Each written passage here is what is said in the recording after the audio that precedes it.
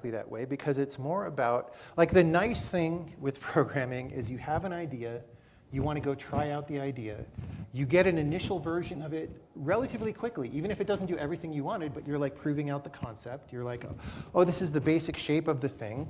You can see it operating. You can make changes relatively quickly. And those changes can show up on the screen or wherever as an obviously improved version of the thing. And that iteration process, right, is joyful when it works well. And of course, at some point, you know, like programming being what it is, eventually you get bogged down. You have all these either constraints from the rest of the system or from within your own system. Yeah. And you start making more bugs, right?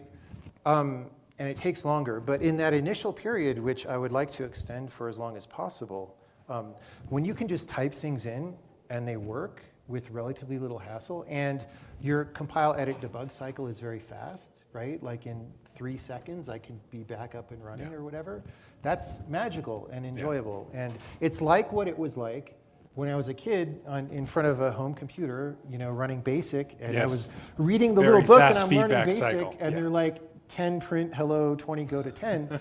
But it's so, it's so fast to type that and see it, right? Yeah. I mean, how even the equivalent of 10 print, hello, 20 go to 10, like, if you just open a Dell computer out of the box, like how long does it take you to get there, right? A long time. And this is a problem, and I don't know, we need to take it more seriously. Yes, agreed.